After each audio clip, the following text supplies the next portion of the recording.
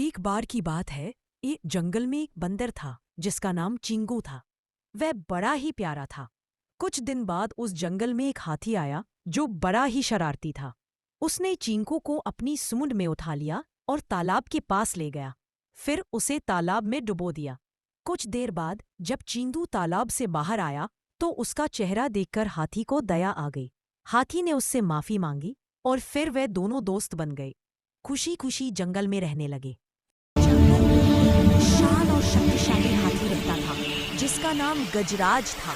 उसकी विशाल कदकाठी और गगनभेदी गर्जना से जंगल में उसकी पहचान थी।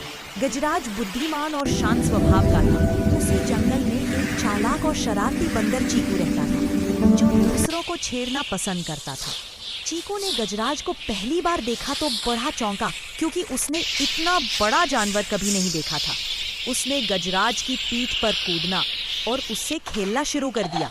गजराज शांति से काम में लगा रहता, लेकिन चीकू की हरकतें बढ़ती चली गईं, जिससे गजराज को उसे सबक सिखाने की जरूरत महसूस हुई। गजराज ने चीकू को अपनी सूंड में पकड़ लिया और बिना कुछ कहे उसे गहरे तालाब की ओर ले गया, जहाँ पहले भी चीकू को हल्का सबक मिला था।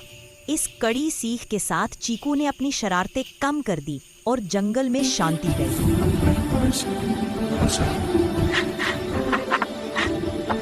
एक घने जंगल में एक कावा और एक चिड़िया रहते थे। दोनों एक पुराने पीपल के पेड़ पर अपना घर बनाकर खुश थे। एक दिन जंगल में तेज आंधी आई और चिड़िया का घोंसला टूट गया। बेचारी चिड़िया उदास हो गई।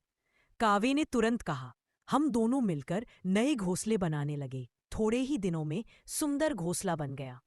एक दिन एक लालची सांप पेड़ पर चढ़ा। उसका इरादा अंडे खाने का था। कावा जोर से चीखा और चिड़िया ने नीचे से एक बंदर को आवाज दी। बंदर तुरंत पेड़ पर चढ़ा और सांप को भगा दिया। तब से तीनों दोस्त और भी करीब हो गए। जंगल के सभी पक्षी उनकी दोस्ती की मिसाल देने लगे। बनारस के एक छोटे से गांव मुगनसराय में एक लड़का पैदा हुआ था, लाल बहादुर। बचपन से ही वो ईमानदारी और मेहनत के लिए मशहूर था। जब स्कूल जाने का समय आया तो घर की हालत इतनी खराब थी कि नए कपड़े लेना मुमकिन नहीं था। फिर भी उसने कभी शिकायत नहीं की। एक दिन स्कूल जाते वक्त वो पानी के तालाब के पास गिर गया। उसका इकलौता कुर्ता कीचड़ से भर गया। उसने शर्म के साथ स्कूल जाने से इनकार कर दिया। माँ ने प्यार से कहा, बेटा कपड़े गंदे हो गए हैं पर दिल तो साफ है ना, वही सबसे जरूरी है। शास्त्री जी ने उस बात को दिल से लगा लिया। आगे चलकर जब वो भारत के प्रधानमंत्री बने तो उन्होंने अपनी सादगी और ईमानदारी से देश को प्रेरणा दी।